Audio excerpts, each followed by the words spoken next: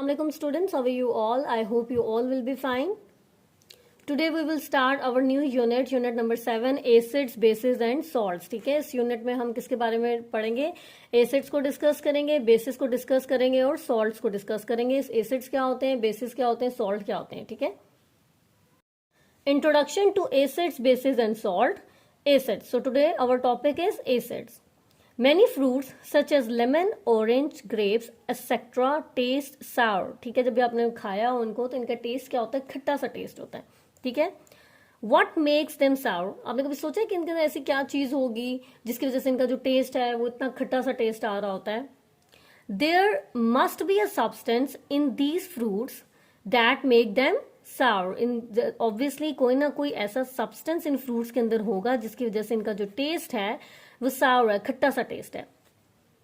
This substance is called an acid. और वो क्या होता है, एसिड. ठीक है, सो और लेमन, ऑरेंज और ग्रेप्स वगैरह जो जितने भी फ्रूट्स वगैरह होते हैं जिनका टेस्ट खट्टा सा होता है उनके अंदर सब्सटेंस होता है और वो सब्सटेंस क्या होता है, एसिड होता है. ठीक है, the word acid is drive from Latin word acidus. जो एसिड है वो किस लैटिन वर्ड से ड्राइव हुआ है, एसिडस से.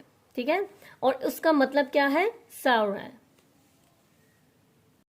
An acid is a substance that contain a hydrogen atom bounded which ionize in aqueous solution to produce hydrogen ions.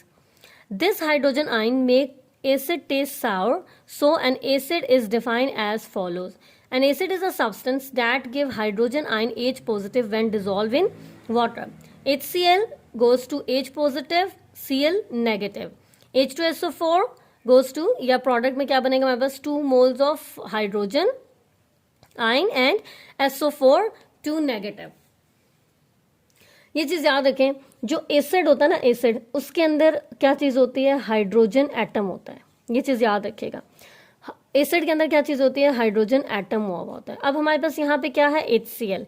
अब इस Cl के साथ ये जो H है ये क्या हुआ हुआ है, बाउंड हुआ हुआ है. और ये H मेरे पास क्या है, हाइड्रोजन एटम है. ठीक है, जब ये HCl हम वाटर में इसको डिसॉल्व करेंगे ना, इस HCl को, हाइड्रोक्लोरिक एसिड को जब मैं वाटर के अंदर डिसॉल्व करूंगी तो वाटर के अंदर डिसॉल्व करने की वजह से क्या हो जाएगा, प्रोडक्ट में मेरे पास H positive plus Cl negative बन जाएगा. ठीक है, तो एसिड ऐसा सब्सटेंस होता है जिसमें हाइड्रोजन एटम बाउंड हुआ होता है और जब हम उस एसिड को वाटर के अंदर डालते हैं, ठीक है, ionize in aqueous solution, aqueous solution के अंदर जाके ये आयनाइज हो जाता है, मतलब ये कि पॉजिटिव नेगेटिव चार्जेस में ये कन्वर्ट हो जाता है. ठीक है, अब पॉजिटिव जब हम इसको HCl को वाटर में डालेंगे तो प्रोडक्ट में हमारे पास H पॉजिटिव बन जाएगा. ठीक है, जहां हम इसको कहेंगे H पॉजिटिव हाइड्रोजन आयन. ये क्या होगा हमारे पास, हाइड्रोजन आयन. ठीक है, अब ये जो हाइड्रोजन आयन होता है ना, ये हाइड्रोजन आयन ये बेसिकली जो फ्रूट्स वगैरह होते हैं उनमें जो है ना, ये जो साउर होते हैं ना, खट्टे से होते हैं, वो बेसिकली उसके अंदर उनके अंदर क्या चीज होती है, हाइड्रोजन आयन होता है. ठीक है, H पॉजिटिव होता है जिसकी वजह से जो टेस्ट होता है वो खट्टा सा टेस्ट होता है, एसिड का टेस्ट खट्टा आ जाता है. सही है. अच्छा, अब H2SO4 जो कि हमारे पास सल्फ्यूरिक एसिड है, ये सल्फ्यूरिक एसिड का फॉर्मूला है H2SO4.